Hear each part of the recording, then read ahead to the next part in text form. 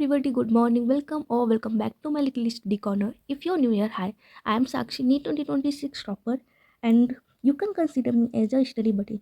I am starting my NEET preparation again from zero. Zero से मेरा मतलब ये नहीं है कि मैंने प्रॉपर जीरो से ही स्टार्ट कर रही हूँ। एक्चुअली मैंने मोस्ट ऑफ चैप्टर्स के लेक्चर कंप्लीटेड हैं। पहले मैं सिलेबस ख़त्म करने के चक्कर में जल्दी जल्दी से लेक्चर ले रही थी एंड बीच में कुछ फैमिली इशू की वजह से कुछ चैप्टर्स के लेक्चर भी छूट गए थे। मोस्टली फिजिकल केमिस्ट्री के और फिजिक्स के मैंने कर लिए थे। कुछ एक दो चैप्टर्स के लेक्चर नहीं किए हैं, बाकी सारे लेक्चर किए हुए हैं। और फिजिकल के कुछ यहाँ के कुछ like chemical kinetics, structure of atom, periodic table, ये तो हो गया था। ऊपर के कुछ फिजिकल के चैप्टर्स रह गए थे। एंड डीपीपी एंड पीवाईक्यू या क्वेश्चन प्रैक्टिस किसी भी चैप्टर की अच्छे से नहीं करी है।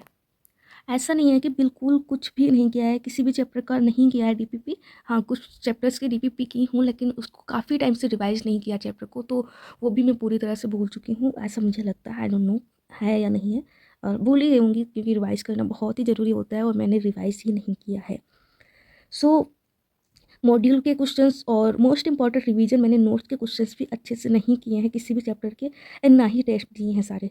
टेस्ट सीरीज़ मैंने अभी जल्दी ही बाय की है एंड उसके अभी तक एक भी टेस्ट नहीं दी हूँ। सो अपने इन सब कमियों को साइड में रखकर अभी से एक प्लान बना रही हूँ, जिसमें डीपीपी के question practice, revision and PYQ के साथ सारे टेस्ट भी जल्दी से जल्दी ख़त्म करने की कोशिश होगी। इस बार जल्दबाजी में छाड़ते सारा सिलेबस कंप्लीट करने की कोशिश नहीं करूँगी, बट हाँ, फर्स्ट मार्च तक सारे टेस्ट जो हैं वो ख़त्म करने की कोशिश करूँगी। फर्स्ट मार्च को मेरा फुल सिलेबस टेस्ट होगा, जिसमें मेरे पूरा सिलेबस आएगा एंड मेरी प्लानिंग भी सिलेबस नहीं बल्कि टेस्ट कवर करने की है, क्योंकि हमारे एग्जाम के लिए ना टेस्ट ही बहुत ही इंपॉर्टेंट है। मैंने सारे टेस्ट के अकॉर्डिंग ही मैंने प्लान भी बनाया हुआ है। एंड फिलहाल तो मेरा 30 नवंबर को ऑफलाइन टेस्ट में फर्स्ट टाइम ही देने वाली हूँ, क्योंकि अभी मैंने जल्दी ही ज्वाइन किया है। दिवाली के बाद मेरा फर्स्ट था ऑनलाइन, बट मैंने दिया नहीं था क्योंकि मेरा सिलेबस कंप्लीट नहीं था। सिलेबस कंप्लीट सिर्फ फिजिक्स का नहीं था, केमिस्ट्री एंड बायो का था, बट मुझे नहीं लगता सिलेबस ना होने की वजह से मैं टेस्ट नहीं दे रही हूँ। मुझे तो लगता है मैं डर रही हूँ। हाँ, मुझे डर तो लगता है, टेस्ट से डर लगता है, और अभी मुझे इस डर को ही हराना है। क्योंकि अगर टेस्ट नहीं दूंगी ना तो फिर समझ में नहीं आएगा। मुझे लगता है मेरा बायो कंप्लीट है, पूरा नहीं, 11th कंप्लीट है। और मैंने ना 11th जो कंप्लीट भी करी है उसको पूरी टोटली अच्छे से किया हुआ है। उसका सारा मतलब सारे क्वेश्चंस भी किए, पीवाईक्यू किए, डीपीपी करी है अच्छे से, बट फिर भी टेस्ट देने में डर लगता है। तो मुझे अपनी इसी कमजोरी को भगाना है। सो अभी मैंने ये प्लान बनाया हुआ है। मैं कैसे क्या करने वाली हूँ ये तो मैं नेक्स्ट वीडियो में बताऊँगी, बट हाँ, इसमें मैं बस इतना दिखा रही हूँ कि मैंने टेस्ट के अकॉर्डिंग प्लान बनाया, अपनी बातें शेयर कर रही हूँ। तो अभी मैं सबसे पहले, अभी तो मैं 30 नवंबर वाले टेस्ट को दूंगी सबसे पहले, और देन उसके बाद में मैं बीच में इसको भी रिवाइज करूँगी। फिजिक्स और केमिस्ट्री मुझे कुछ ज़्यादा भारी लग रहा है।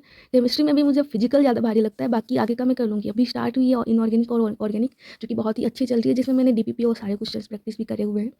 मतलब मोस्टली कर लिए हैं, ऐसा नहीं बोल सकता कि हाँ टोटली कंप्लीट है, क्योंकि टेस्ट अभी तक उसका भी नहीं दिया है। सो अभी मैं सबसे पहले तो फिजिक्स पे ज़्यादा फोकस करने वाली हूँ। फिजिक्स के टेस्ट भी बहुत ही अच्छे तरीके से इसमें प्लान किए गए हैं। मैंने रियल टेस्ट सीरीज ज्वाइन करी, जिसमें टेस्ट 1 और 2 टेस्ट देने के बाद में उसमें दूसरे टेस्ट में मतलब सारे में ही ऐसा हुआ है कि फर्स्ट टेस्ट में थोड़ा ज़्यादा सिलेबस है, सेकंड में थोड़ा कम है, और थर्ड में वही सिलेबस आ रहा है जो फर्स्ट एंड सेकंड में है। तो इस तरीके से टेस्ट लेना भी आसान। अभी मैंने ये सब देखने के पहले मुझे ऐसा लगता था ये इतना सारा टेस्ट छूटा हुआ है तो मेरे से नहीं हो पाएगा। मतलब अभी जब मैं ये लिख रही थी तो मुझे ऐसा लगा कि ये तो आसान है, मुझसे हो जाएगा। तो मैं इसकी भी प्लानिंग के हिसाब से ही करूँगी, क्योंकि मैं अभी बिना प्लानिंग के करती हूँ तो और नहीं हो पाता है, तो इट्स माय फॉल्ट। सो 1 मार्च से पहले मुझे ये सारा कंप्लीट करना ही पड़ेगा, क्योंकि फुल सिलेबस टेस्ट में अगर मार्क्स नहीं आए ना तो फिर मैं गई इस बार भी। मतलब टेस्ट में मार्क्स नहीं आते ना तो कॉन्फिडेंस बिल्कुल लो हो जाता है। मार्क्स तो नहीं आते, कितना सोचो जितना उतना तो नहीं होता है। सो इस वजह से मुझे अच्छे से करना है इस बार। प्लानिंग में नेक्स्ट वीडियो में बताऊंगी कैसे क्या करने वाली। इसमें बस इतना ही बता रही हूँ कि हाँ, मैं टेस्ट देने वाली हूँ और स्टार्टिंग से जीरो से शुरू करूँगी। जो चैप्टर मेरा सबसे अच्छी तरीके से भी कंप्लीट है ना, लाइक सेल साइकिल, मैंने बहुत अच्छे से पढ़ा था इसको। स्टार्टिंग में तो मज़ा आता है, बायो के कुछ भी मतलब फिजिक्स का भी अच्छे से पढ़ा था, बस हाँ रिवाइज़ नहीं किया। और बायो में रिवाइज़ ना करो तब भी ऐसा लगता है कि हाँ आता है, बट फिजिक्स और केमिस्ट्री में बार बार रिवाइज़ करो। उसमें तो क्वेश्चन कितना भी करो प्रॉपर तरीके से टोटली तो बनते ही नहीं है। सो अभी मैं बस लाइक इतना ही शेयर कर रही थी अपने बारे में। मैं बस अपना प्लान बता रही हूँ, मैं ये नहीं कह रही कि आप लोग भी ऐसे ही करो या ना करो, ये आप पे डिपेंड है। सो मैं ये अपना शेयर कर रही हूँ। अगर आप लोगों को लगता है कि इसमें कुछ गड़बड़ है या कोई सजेशन देना चाहते हैं तो प्लीज़ कमेंट में ज़रूर बताइएगा। एंड आज के लिए इतना ही। सो मैं देखती हूँ नेक्स्ट वीडियो में बताऊँगी मैं कौन सा टेस्ट कितने दिनों में देने वाली हूँ। और मेरा जो चल रहा है मतलब मैं आगे कभी नहीं छोड़ सकती पीछे का करने के चक्कर में, क्योंकि अगर पीछे का बैकलॉग कवर करने के चक्कर में अभी करंट सिलेबस जो कि बहुत ही मुश्किल आ रहा है, क्योंकि पीछे का भी करना है आगे का करना है, तो बहुत ही डिफिकल्ट कंडीशन हुई पड़ी है आजकल की। जैसे जैसे टाइम बढ़ रहा है वैसे वैसे बहुत ही ज़्यादा टेंशन भी बढ़ती जा रही है। टाइम बढ़ाएँगे या तो स्टडी टाइम इंक्रीज़ करेंगे, रात में एक्स्ट्रा टाइम देंगे। बैकलॉग को, ये बैकलॉग ही समझो एक तरीके से, सिर्फ लेक्चर ही तो हुआ है, बाकी ना तो डीपीपी ना ही क्वेश्चन। मैंने अलग से ये सारा बनाया हुआ है, डीपीपी अलग से नोट्स के, मतलब एक चैप्टर हो जाएगा तो फिर मैं उसकी डीपीपी स्टाडी करूँगी, फिर उस पे टिक करूँगी। बहुत सारे कुछ चैप्टर्स के हो भी चुके हैं, मैं उसकी दोबारा से करूँगी क्योंकि रिवीजन हो जाएगा फिर। नोट्स के क्वेश्चन हो गए, लाइक फिजिक्स में ज़्यादा इंपॉर्टेंट रहते हैं नोट्स के क्वेश्चन, तो नोट्स के क्वेश्चन हो गए, मैंने उसे टिक कर दिया। पीवाईक्यू भी इंपॉर्टेंट रहता है, पीवाईक्यू हो गया, मैंने उसे टिक कर दिया, जिससे मुझे पता चल जाएगा कि कौन से चैप्टर में डीपीपी छोटी है या नोट्स टोटली अगर मैं कर रही हूँ ना फिर पूरा ही कंप्लीट करके ही छोड़ूंगी। सो ऐसा ये रहा मेरा आज का प्लान। सो आप लोगों को पसंद आए तो प्लीज़ लाइक करना, नहीं भी आया तो कर देना, क्या ही जाता है। And subscribe. Bye bye.